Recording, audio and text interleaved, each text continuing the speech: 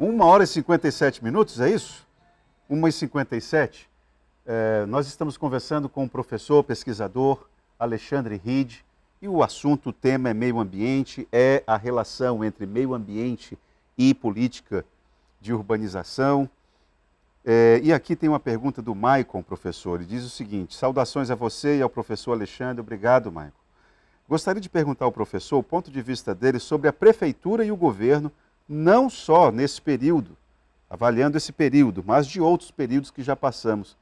Por qual motivo o senhor acha que é feito vista grossa em cima dos nossos igarapés relacionados aos esgotos, que são despejados sem tratamento, reconstrução e limpeza desses esgotos?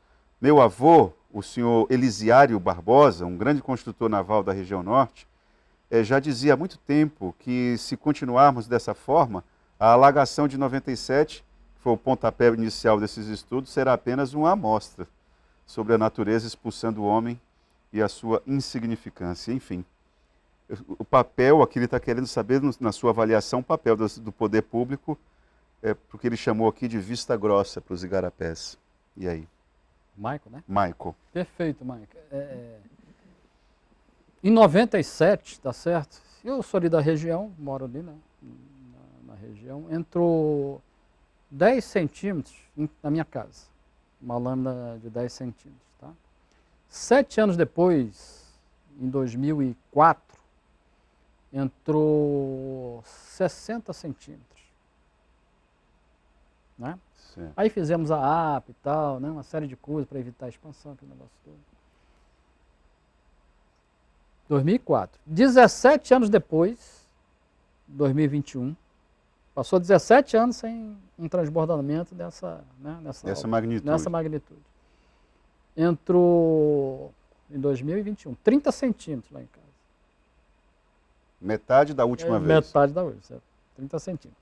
A última, essa de 2004, nós investigamos, houve rompimento de açudes, porque coincidiu com a Semana Santa, foram fazer despesca, romperam açude. Então a água acumulou com a chuva, chegou na cidade, né, foi aquele, né? Bom, aí 21, me parece que o igarapé estava obstruído, limpeza, certo? Falta de limpeza Falta do de igarapé. limpeza no igarapé, 21, 30 centímetros. 21, 2 anos depois, olha só que, né, surpresa geral, né? Surpresa geral, Isso. entrou 1,75 m lá em casa. 1,75 m, professor? 1,75 m. Né? Então toda aquela região foi bastante castigada. Foi bastante castigada. Então, o que eu tenho para falar para o Mike? São sucessivos erros. Né? Sucessivos erros. Quando a cidade de Rio Branco começou, lá em 1882, né? Achei interessante esse registro que eu li. Eles começaram a cidade numa cota elevada, tipo a cota ali do palácio. Eles começaram a cidade ali. Só ficou na borda quem ia fazer a cultura de praia, né? Certo, feijão, melancia, etc. Entendeu? Por que eles tiveram esse entendimento? Observando a natureza. Como o Acre ele foi, né, ocupado, né? Tirando, claro, os indígenas que são, né? Certo. Foi ocupado na época pelos nordestinos, pelos rios, né? Decorrente das secas, eles vieram todos pelos rios, tá certo? Então esses navegantes, essas pessoas que estavam ali, que também levavam, né, tempo para chegar aqui, né? Há pouco tempo. Então eles observavam isso, né? Observava a cheia, a vazante, a cheia. Então falou, opa, aqui não pode ocupar, que aqui vai encher. Entendeu? Então eles começaram observaram e respeitaram ali. Aí quando a cidade começou a se formar, aí vem o mercado, né, vai expandindo. Aí o próprio poder público ocupando o lugar onde não deveria. Ocupa ali, pode ocupar, vai ocupar. E a cidade foi crescendo de forma equivocada, né, ocupando depressões. Né? Então, por exemplo, na margem direita do Igarapé São Francisco, tem depressões que fazem parte, tá certo, do regime hídrico desse rio. Ou seja, não ocupam. E foram ocupadas. Né? Então você vê lá a van. Por que a van alaga? Porque é uma área de depressão, né, do Batista. A igreja do Bosque também se estabeleceu ali. O aterro imenso, né, do Açaí. Né? Tudo isso impacta. Pátios de estacionamentos imensos. Você tem vários, né, ali por ali. Ou seja, você tira as árvores, né? Pelo menos da sua margem, né, do rio, da mata ciliar. Você tirar a mata ciliar é como você tirar os cílios do olho, né? Imagine, o olho não vai funcionar direito, né? Então tira a margem, o rio não vai, né? Ou seja, a água bate ali, vai descalçar aquilo tudo lá, vem o fenômeno das terras caídas, né, que a gente, né, conhecido aqui na região, vai assoreando, vai limitando a calha dele, o rio vai cada vez mais para o lado, cada vez mais para o lado, né? Então, essa cheia agora de 2023 de São Francisco é um alerta, e é um alerta muito grave para as autoridades. Não pode mais ocorrer esse tipo de inundação numa determinada área. Por quê? É perigosíssimo para as pessoas que moram ali. Perigosíssimo. O poder público não tem mais tempo para vacilar. Não tem mais, não tem. Eu, inclusive, eu achei que isso não fosse acontecer agora. Eu pensei assim, não, isso vai acontecer daqui a 5 anos, 6, 10 no máximo, mas vai acontecer. Veio muito antes. Por que veio antes? Porque nós estamos vivendo agora um período de mudanças climáticas, né? Todo mundo fala, né? Crise climática, mudança climática, né? O que é essa mudança climática? A temperatura do planeta, Foster deve ter falado isso, está aumentando, tá certo? Está aumentando. Os Objetivos de Desenvolvimento Sustentável colocaram até 2030, no máximo, 1,5 grau a mais do que está hoje. Mais do que isso é uma catástrofe, tá certo? Isso aumentando, né? O aquecimento global aumentando, vai influenciar em todo o regime do planeta. Inclusive a questão hídrica.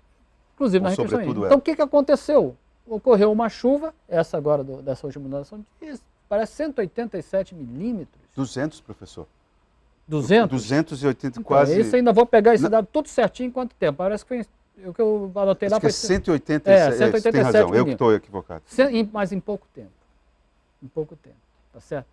Me diga uma coisa, se você tem um balde vazio e você tem 3 baldes cheios de água, tá certo?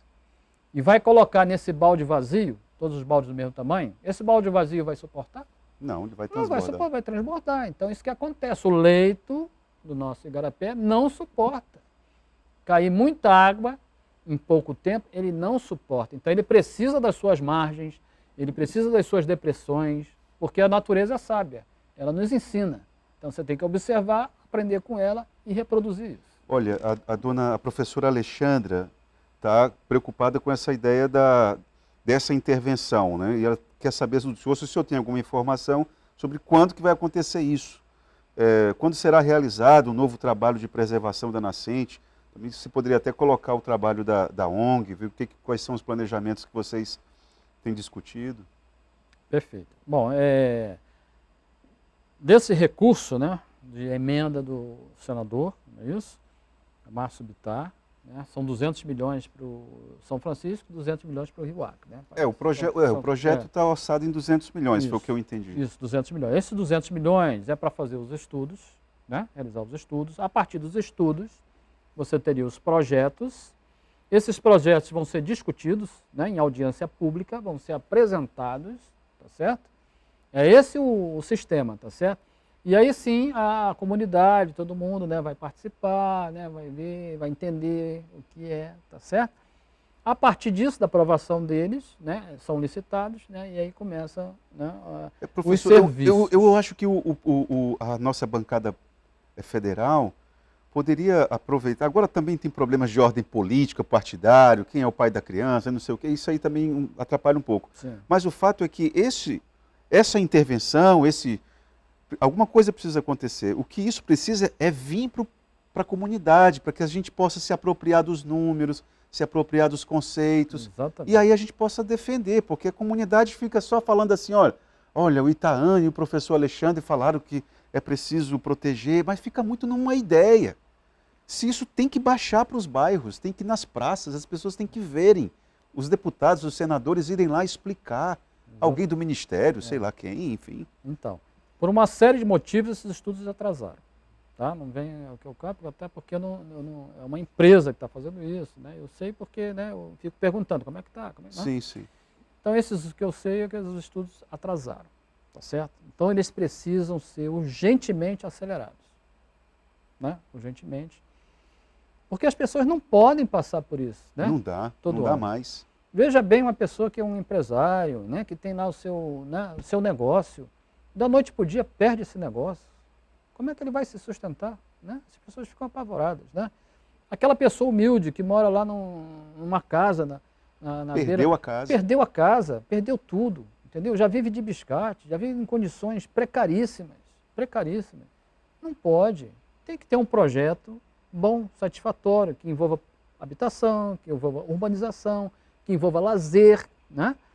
O Rio é maravilhoso, mesmo. O Rio é um espetáculo. Se você vê as regiões de mata que tem o São Francisco, se for fazer um passeio, você fica impressionado com a maravilha que é, né? Maravilhoso. Então nós precisamos gostar, né? Gostar do Rio, né? E não jogar esgoto no nosso Rio, né? Jogar lixo no nosso Rio. Nós Olha o que o precisamos gostar do professor, Rio. tem um outro professor, o professor Faria está dizendo o seguinte, ó, se a lei que rege sobre a distância para a ocupação dos rios e igarapés e córregos fosse respeitada, 15 metros de cada lado, os problemas para a população seriam amenizados? O plano diretor da cidade tem que ser mais valorizado, mas de que forma isso? Ele está perguntando. Perfeito. Professor Farias. Farias, professor, ótima pergunta. Pelo seguinte, o plano diretor, né, veio pela Constituição de 88, né, depois o Estatuto da Cidade de 2001, né, já, no caso, regulamentando isso tudo, né. O plano diretor, portanto, é uma atribuição do município, né, fazer esse plano diretor, de preferência, e claro, nesse aspecto, fazer de uma forma participativa, que as pessoas Exato. participem do plano. Né. Então, eu vou te falar, em 1972 foi o primeiro plano diretor de Rio Branco. Esse plano diretor foi feito por uma empresa de São Paulo, interessante, né? Eles previam, na margem do Rio Acre, eles previam jardins. Olha só. Entendeu? Jardins de preservação, que as pessoas podiam passear e tal. E quando tivesse alagação, ia ficar ali, depois ia embora, limpava o jardim, né? Você vê que coisa espetacular. Coisa bacana, né? Espetacular. Aí, depois o próximo plano diretor foi o de 86. A cidade começou a chegar no São Francisco em 65, tá? Então ainda não tinha interferência de cidade no São Francisco. Na bacia do São Francisco. O próximo plano, depois de 72, foi o de 86. O plano de 86 previu para o São Francisco 150 metros de cada lado. 150, professor? Espetacular, perfeito? Espetacular. Então eles tiveram uma visão na época, né? Muito boa, entende? Muito boa, 150, e no profundo de vale 80 metros, né? Quer dizer, os afluentes, né? Conseguimos, 86, né, trabalhar com isso. 2006, né, depois veio o plano, 20 anos depois, né, foi o plano diretor de 2006. Brigamos, queriam tirar, conseguimos manter os 150 metros de cada lado, tá certo? Aí em 2014 veio uma lei e simplesmente tirou isso, apagou isso né?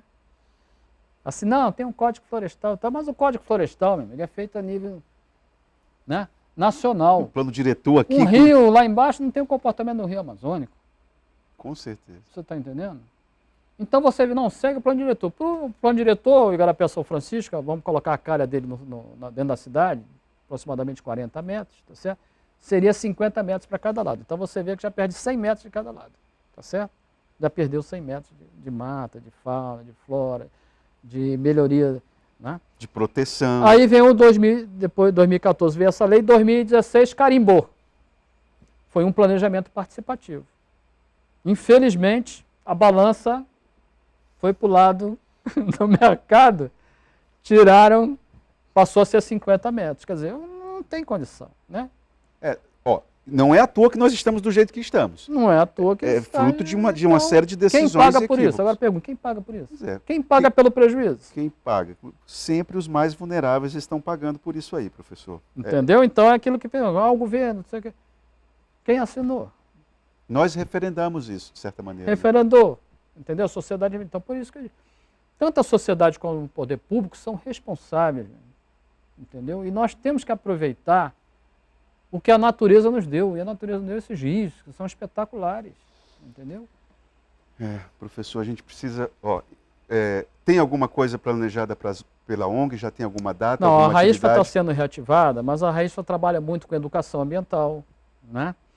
Então a gente sempre procura o Ministério Público, por exemplo, questão de limpeza. Não está acontecendo a limpeza, não sei o que e tal, vamos no Ministério Público, né? Vamos na Prefeitura, vamos no governo, une todo mundo, né?